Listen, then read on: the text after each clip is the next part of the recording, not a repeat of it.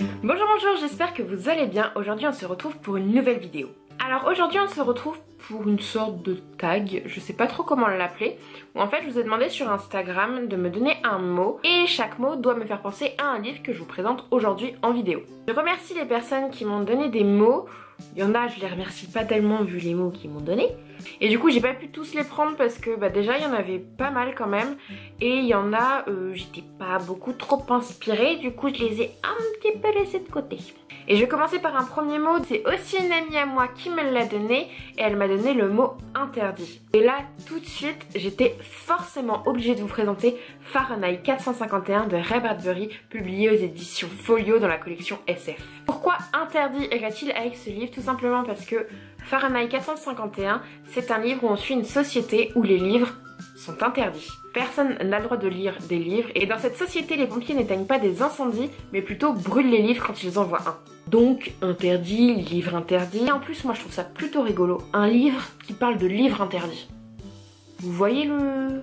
Non, vous voyez pas? Louise de la chaîne Rêve ta vie un lecteur qui normalement va pas tarder à sortir sa vidéo sur le même sujet que moi actuellement m'a donné le mot neige.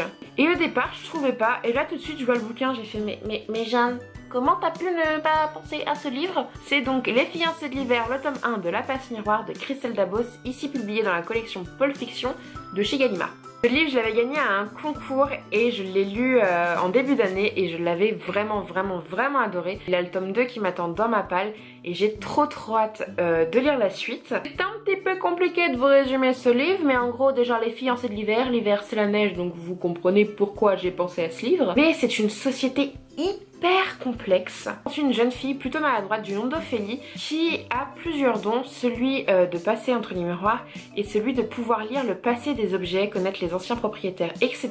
Un jour, cette jeune femme se retrouve mariée de force à un homme plutôt froid d'apparence et à cause de ce mariage forcé, sa vie va devenir beaucoup plus complexe. Et ce livre est excellent, la plume de Christelle Dabos est oufissime les gars, mais genre oufissime. C'est une des plus belles plumes qui m'était donné de lire. En parlant de jolies plumes, ma plume préférée arrive pour le prochain livre. Pour le prochain mot, c'est donc ma colocataire qui me l'a donné et elle m'a donné le mot amour. Je vous avoue qu'elle m'a aussi donné le mot raclette, mais là pour le coup j'ai pas trouvé de livre. Pour le mot amour, je vous présente mon dernier gros coup de cœur qui est mon livre préféré, à savoir Le temps d'une étoile de Valentin Auer qui est auto-édité. J'avais commencé à découvrir ce livre sur Wattpad. Et en fait, il était plus disponible en entier puisque l'auteur avait décidé de s'auto-éditer. Et j'ai eu la chance de recevoir le manuscrit papier. Je l'ai lu et... Ah, c'est beau l'amour. Pour vous présenter très brièvement ce livre, c'est l'histoire de Elio qui vit en 2518, donc 500 ans après notre ère, qui écrit un livre à notre intention. Donc il écrit un livre du futur pour le présent, en fait pour nous alerter de ce que la planète va devenir si on fait pas quelque chose. Et c'est... waouh, c'est une plume mais splendide. Il y a une sublime histoire d'amour, vous vous doutez bien que si j'ai choisi ce livre pour le mot amour, c'est qu'il y a une raison. Et en plus de ça, ce que j'ai adoré, c'est que c'est quand même une science-fiction, mais pas que, c'est un peu un essai philosophique, science-fiction, qui dénonce la société actuelle. Et en fait ça mélange plein de genres différents et c'est d'une poésie monstrueuse. En même temps le côté science-fiction est vraiment très bien développé et on sent que l'auteur a fait des recherches parce que tout est logique, tout est scientifiquement prouvé et c'est ça que j'adore dans une bonne science-fiction, même si ce n'est pas qu'une science-fiction. Et ce livre, lisez-le! Lisez-le. Le prochain mot, c'est ma colocataire encore qui me l'a donné, c'est le mot Jeanne, donc c'est mon prénom. Elle m'a aussi donné le mot Jean en me disant trop facile, mais j'ai pas compris pourquoi, parce que j'ai même pas choisi le mot Jean. Le mot Jeanne, je vous présente Terre de brume de Cindy Van Wilder, publié aux éditions Rajo, parce que il y a un bateau, il s'appelle La Belle Jeanne, comme moi, parce que je suis un bateau. Alors en fait, ce livre est un livre fantasy qui met en scène les 4 éléments. Et à travers les 4 éléments, on suit 2 jeunes femmes. On suit Hera et Intisar. L'une appartient à la société, entre guillemets, de l'eau et l'autre à la société du feu. Et elles vont faire face à un énorme problème. C'est-à-dire qu'il y a une brume meurtrière qui est en train d'envahir leur monde. Et en fait, ces 2 jeunes femmes vont devoir s'allier ensemble pour contrer cette brume mortelle. Et ce livre est une pépite!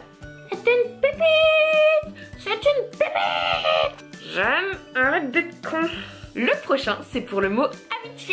Et non, je ne vous présente pas Harry Potter et le Golden Trio, mais je vous présente La Lune est à nous, toujours de Cindy Van Wilder, et cette fois-ci publié chez Scrinéo. Je vous présente ce livre en amitié, parce que c'est le plus beau livre d'amitié entre deux personnes qui sont Olive et Bouboule, et c'est trop bien! Ça parle de deux jeunes qui sont pas forcément bien dans leur peau, ou en tout cas que la société leur dit qu'ils ne doivent pas être bien dans leur peau, puisque Bouboule est gay, et Olive est noire et relativement enveloppée.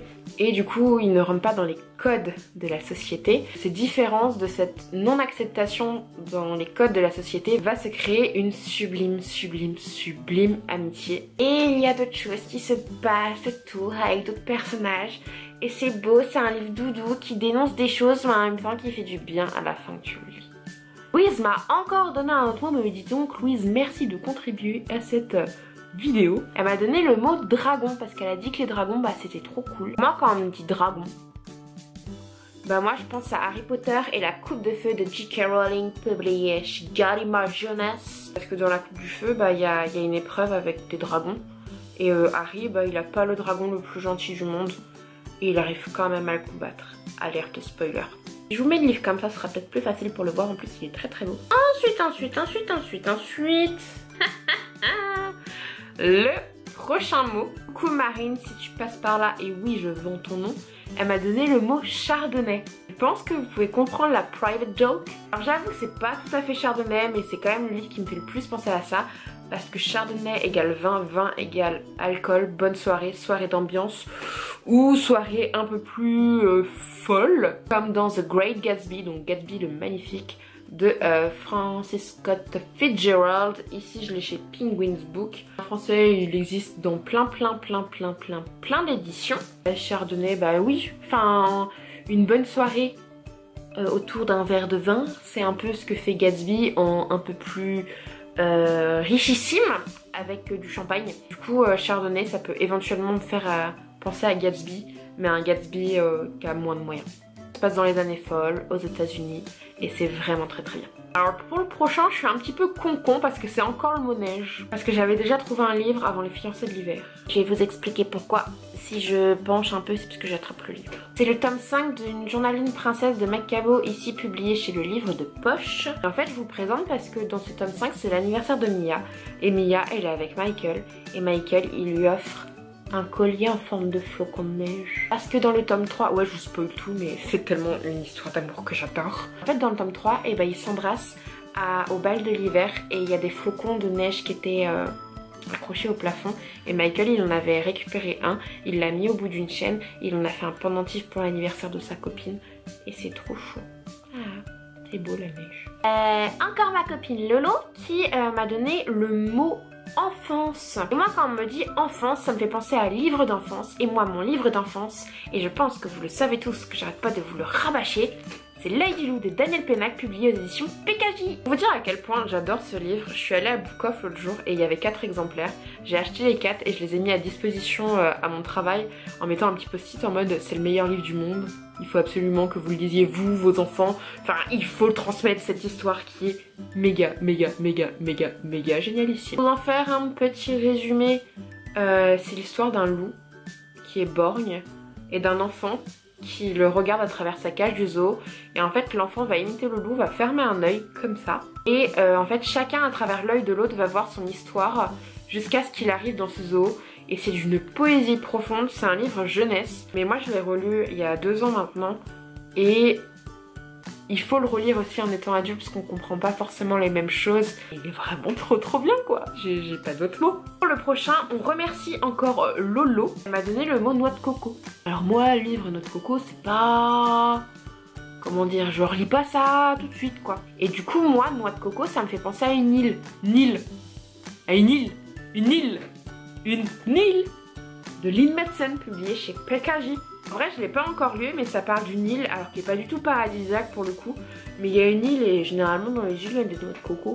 En vrai j'avais pas d'autres livres qui me faisaient penser à la noix de coco. Et ce livre il faut vraiment que je le sorte de ma palle ASMR début 2019. Je pense que j'ai trop hâte de le lire. Il me reste un dernier mot à vous dire. Et là maintenant tout de suite j'hésite encore à vous le faire. Parce qu'il faut remercier Dodo. te remercie de m'avoir donné le mot lubrique. Et au départ, je n'avais rien trouvé et en fait, j'avais même pas essayé de chercher. Et tout compte fait, il y a un livre qui s'est imposé à moi pour ce mot. Alors ici, j'ai une intégrale, mais surtout le tome 3, qui en fait, je crois qu'il faut qu'on le lise en premier, qui est concerné. C'est Poison Charme, mais surtout Beauté de Sarah Pinborough, publié aux éditions My Lady. Un très très beau hardback que j'ai lu. J'ai bien aimé, mais c'est bizarre. Hein. C'est des réécritures de contes, donc on doit avoir Mrs. Blanche-Neige, Mrs. Cendrillon et Mrs. La Belle au Bois dormant. C'est surtout celui-ci, La Beauté, La Belle au Bois dormant, qui est un peu... qui me fait penser au mot lubrique parce que je revois une scène notamment qui se passe dans une cave, dans une salle sombre et les gens sont un petit peu dévergondés. Ça correspond bien. En fait, ce sont des réécritures de contes, mais c'est pas les princesses Disney qui brillent dans le rose avec les petits oiseaux qui chantent autour d'elles. C'est un peu plus trash. La vidéo est maintenant terminée. J'espère qu'elle vous aura plu. N'hésitez pas à reprendre ce tag sur votre chaîne, sur votre blog, sur votre Instagram ou répondre aux mêmes questions que moi, aux mêmes mots que moi en commentaire, genre à quel livre vous pensez quand je vous dis noix de coco. Vous pensez à quelque chose, vous, à un livre? Moi je pense à une pina colada que j'ai envie de boire, mais pas à un livre. N'hésitez pas à commenter cette vidéo, à la liker, à vous abonner, à activer la cloche, à me suivre sur mes autres réseaux. En tout cas, je vous remercie d'avoir regardé cette vidéo, j'espère qu'elle vous aura plu. Moi, je m'éclate toujours autant sur YouTube et j'espère que vous pouvez vous éclater avec moi. Je vous fais plein de bisous et je vous dis à la semaine prochaine.